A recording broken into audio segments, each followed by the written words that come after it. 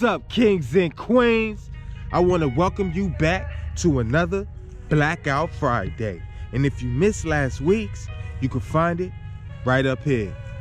Now, today, I want to speak about a fearless woman. She was unfazed by anything that was thrown at her. And her name is Fannie Lou Hamer. And if you haven't heard about it, let's learn about it. Fannie Lou was born October 6, 1917 in Montgomery County, Mississippi. Now, of course, just like many people in the South, many Africans that was in the South, many native blacks that were in the South, we were working on the fields. A good many of us. So did her family. At the age of 12, she had to work full-time on the field. No longer able to continue school and things of that nature. She was able to read, but she wasn't able to further her education. That did not stop her from doing great things.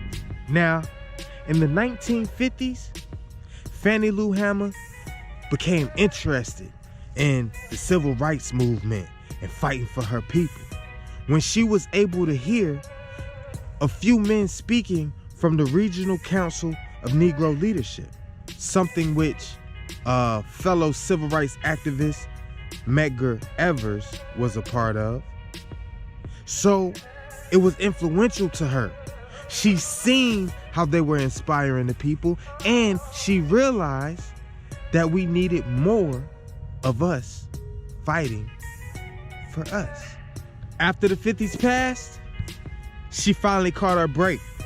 In 1962, fighting for the right to vote, she joined forces with the Student Nonviolent Coordinating Committee. And from there, sky's the limit.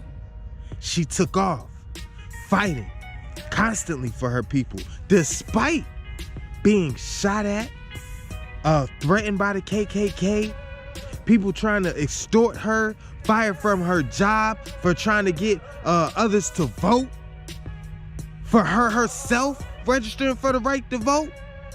She had to go through a lot of stuff down there fighting for black rights in the state of Mississippi.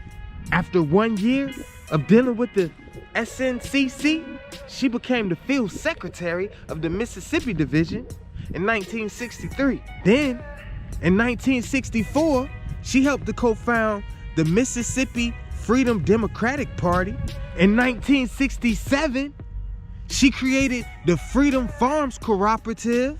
Now, all three of these things, the Student Nonviolent Coordinating Committee, the Mississippi Freedom Democratic Party, the Farms Freedom Cooperative, all of these things was to help us develop a core basis where we can fight police brutality, fight and get the right to vote, fight, and build some economic stability within the black community.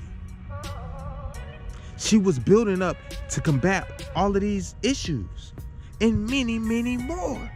Again, a fearless woman, despite, as I said before, her life being threatened multiple times. It did not stop her from creating organizations that delivered the unique necessities of our people.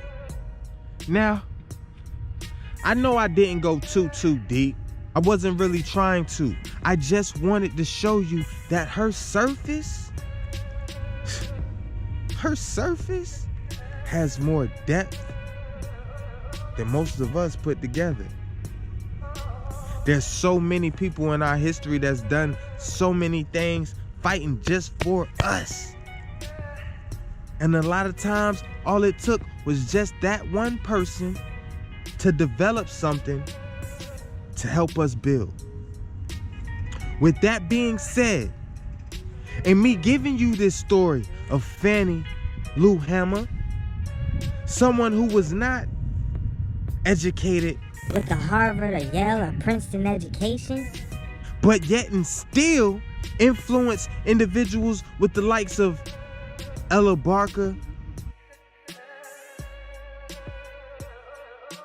and Malcolm X, who supported her heavily in all of her endeavors, because they know sometimes all it takes is someone who truly cares to make a difference.